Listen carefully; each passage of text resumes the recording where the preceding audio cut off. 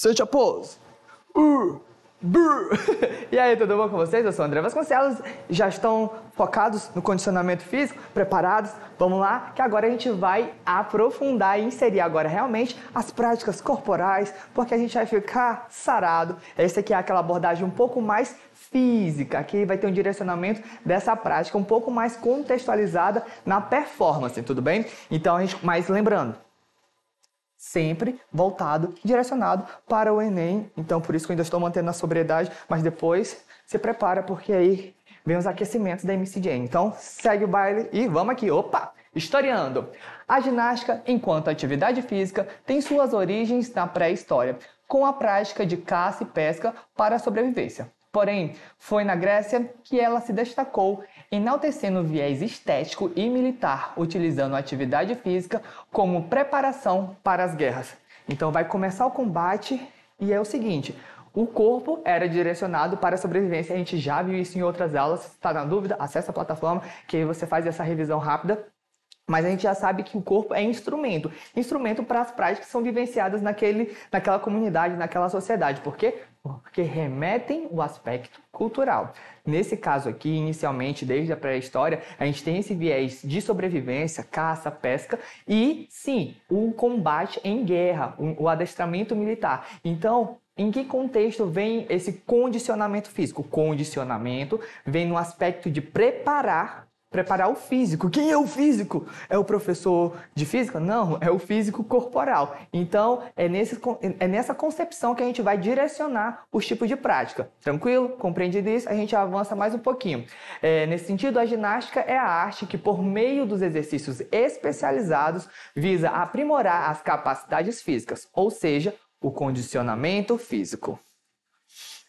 Leva essa informação by sexto ano. Capacidade física, habilidade motora, prática que a gente vai desenvolver naturalmente, capacidade física, aquele atributo que a gente vai conseguir aprimorar. Nesse aprimoramento, nessa atribuição, a gente consegue fazer o quê? O aspecto do condicionamento físico, que é preparar o corpo para determinados tipos de atividade, beleza? E aí, fechando essa introdução inicial, seria o quê?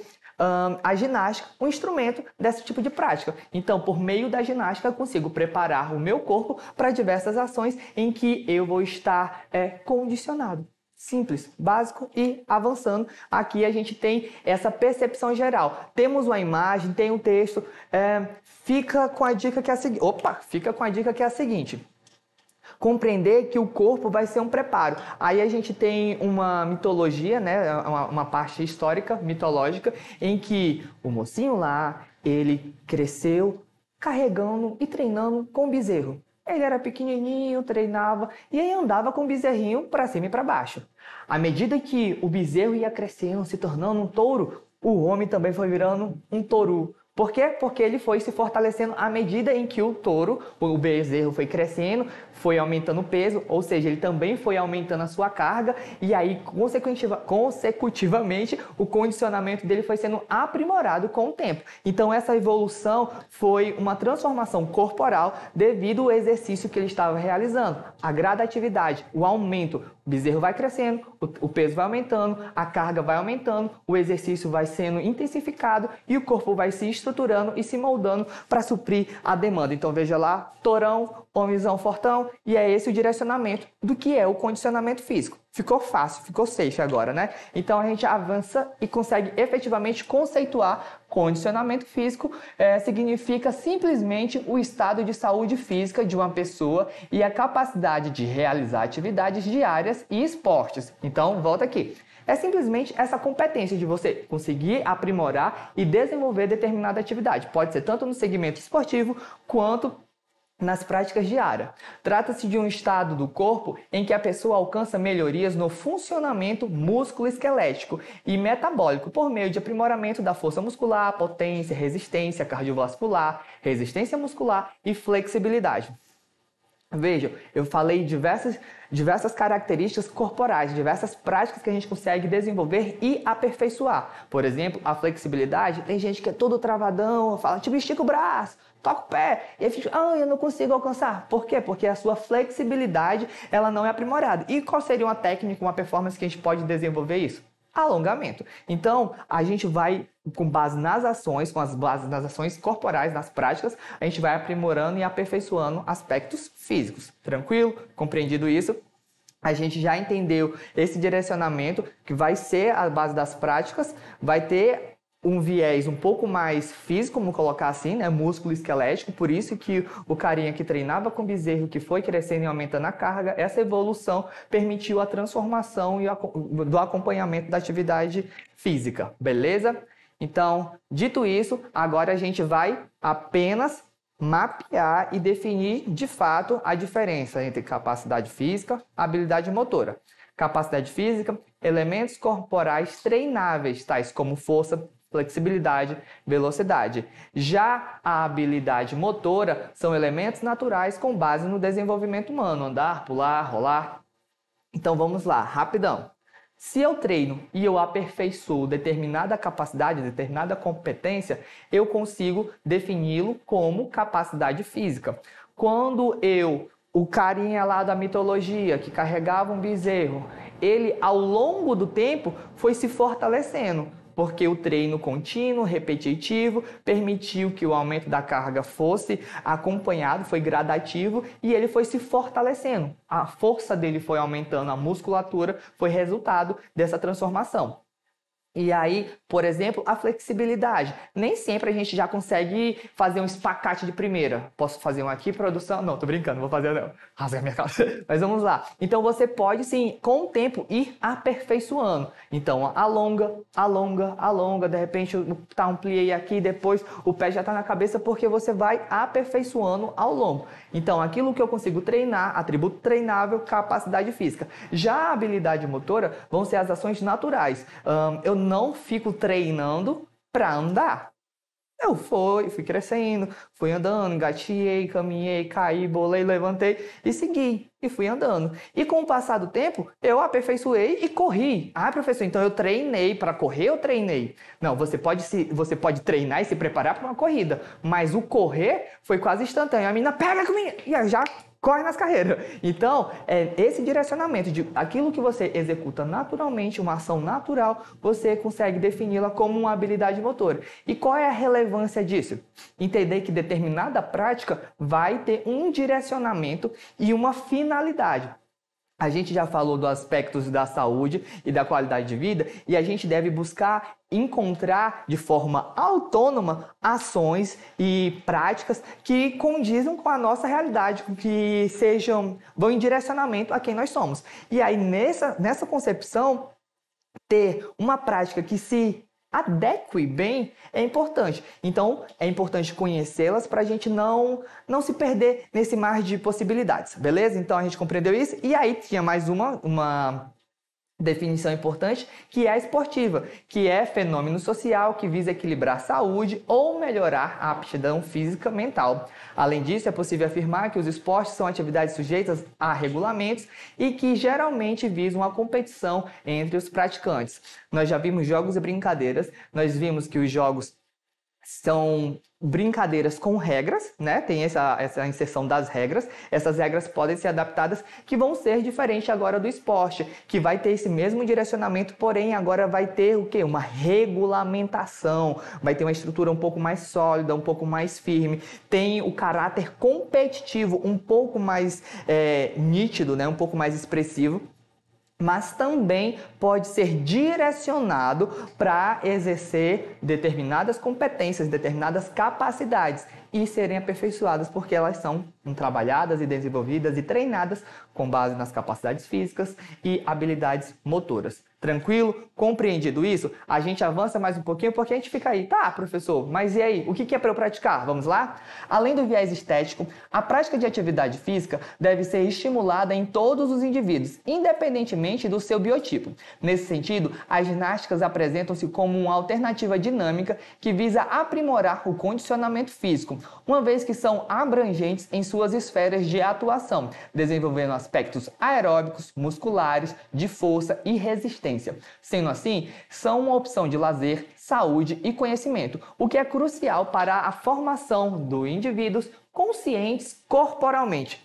Vejam, a gente falou do esporte e eu dei uma alternativa que, quem sabe a ginástica não seja uma alternativa um pouco mais abrangente. Se eu busco desenvolver e trabalhar, aperfeiçoar determinados tipos de capacidades físicas, eu posso utilizar a ginástica, que ela é um pouco mais abrangente no desenvolvimento dessas capacidades.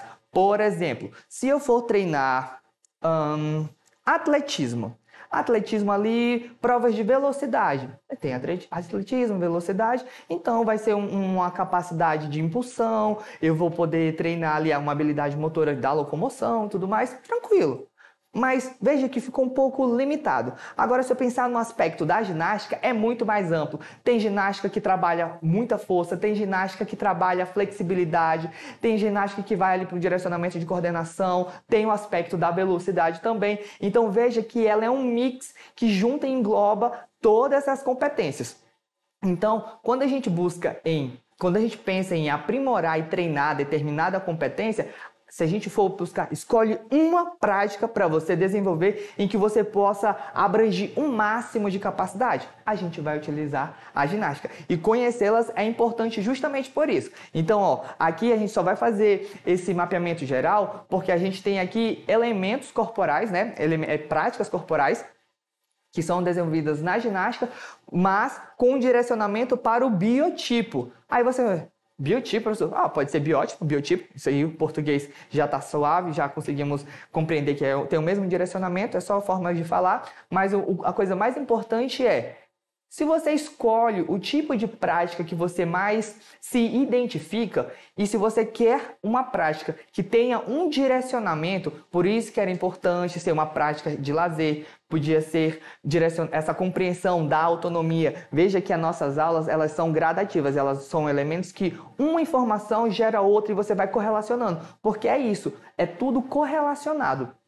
Então, a partir do momento em que eu tenho compreensão do meu ser e tenho uma identificação e compreendo que é meu biotipo, ele tem uma estrutura que é propícia, ou mais indicativa, ou mais fácil, favorável para determinada prática, é ela que eu vou buscar. E sabendo disso, eu posso usar a ginástica, que é um elemento que abrange diversas capacidades, diversas práticas nesse sentido, para aperfeiçoar. Então é ela que a gente vai utilizar aqui como referencial inicialmente, mas não se limitem a apenas essas práticas, tá? Aqui a gente tem exemplo da ginástica rítmica, ginástica artística e o levantamento de peso.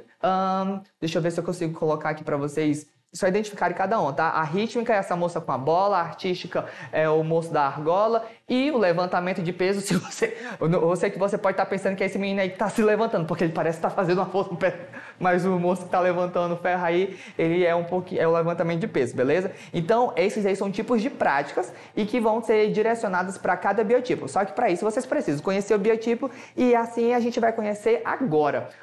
Temos biotipos, os endomorfos, que a característica principal é ter bastante gordura corporal, né? É mais indicado para modalidades de força. Temos os ectomorfos, que são magros e longilíneos, modalidades que necessitam de resistência cardiorrespiratória, leveza. E tem ali bem no cantinho já os mesomorfos, que são músculos eminentes, modalidades que necessitam de grandes tônus musculares. Na sequência da imagem, que vocês podem observar aí, nós temos a característica estrutural de cada um desses corpos. Os ectomorfos mais retangulares, mesomorfos um pouco mais triangulares e os endomorfos um pouco mais ovais.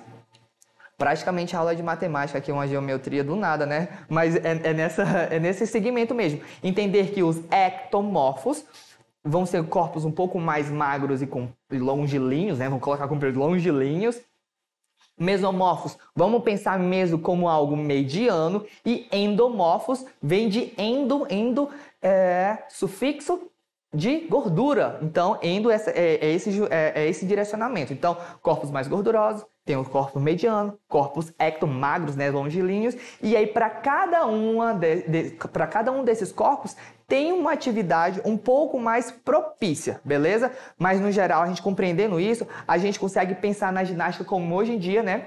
Porque atualmente as ginásticas podem ser classificadas em duas modalidades, as competitivas e não competitivas, mas isso aí vai ficar mais para frente porque a gente vai dar uma aprofundada numa próxima aula, já nos tipos específicos de cada ginástica, né? Porque, como eu falei, existe ginástica que ela pode trabalhar um pouco mais a flexibilidade. Tem alguns aspectos da ginástica que a gente vai trabalhar mais força. Vamos até voltar aqui à imagem, que vocês conseguem observar aí, ó. Na ginástica artística, esse aí é o Arthur Zanetti, salvo engano.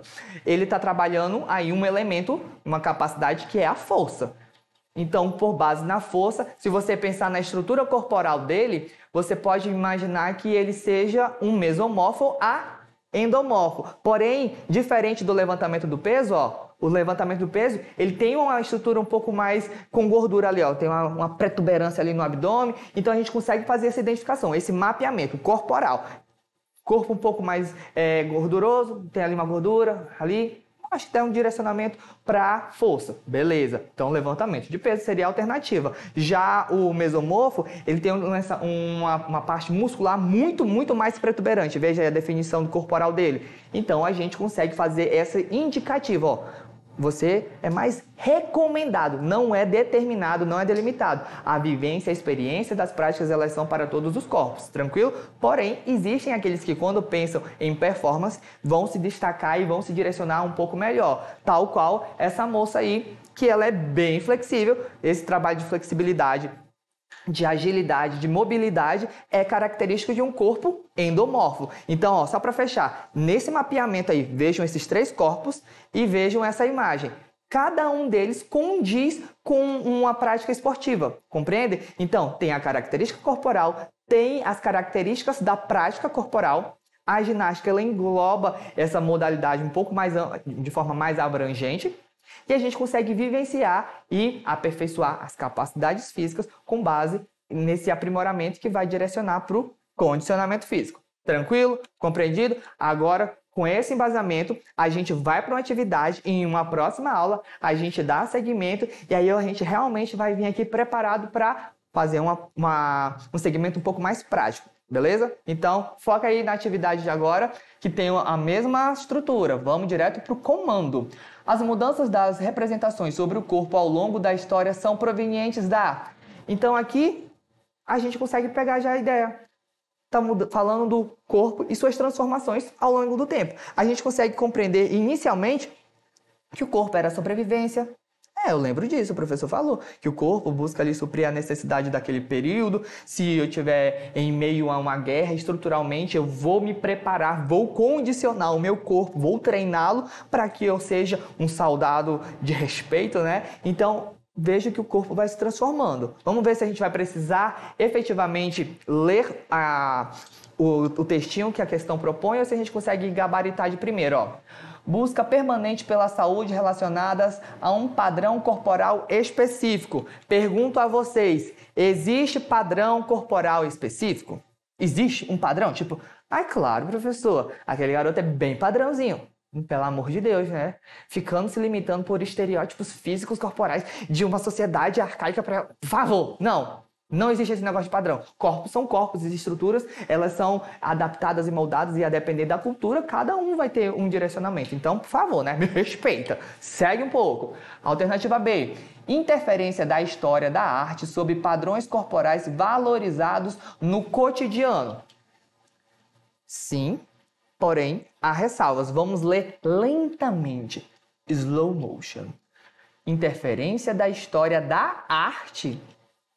A história da arte, ela faz esse resgate de mostrar, mas não necessariamente ela vai fechar ali o padrão, tá bom? Ó, padrões corporais valorizados no cotidiano.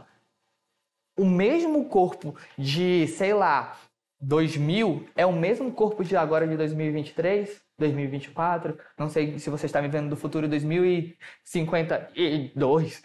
Enfim, vejam que o padrão corporal, ao longo da história, ele vai se mudando, vai se moldando, né? Vai se transformando. Então, não marca bem não, pelo amor de Deus. Vamos seguindo.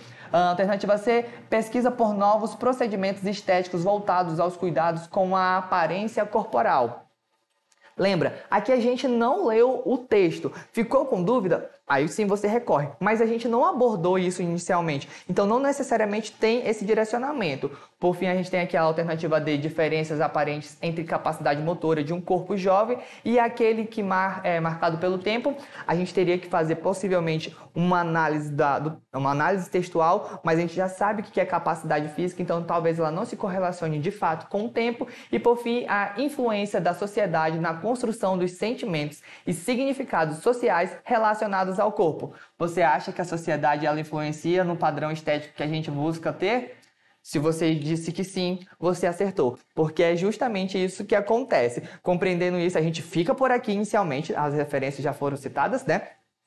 A gente segue para uma próxima aula para abordar e aprofundar ainda mais esses aspectos do condicionamento físico, e aí eu vou vir preparado porque a gente vai praticar. Então, vejo vocês e até lá!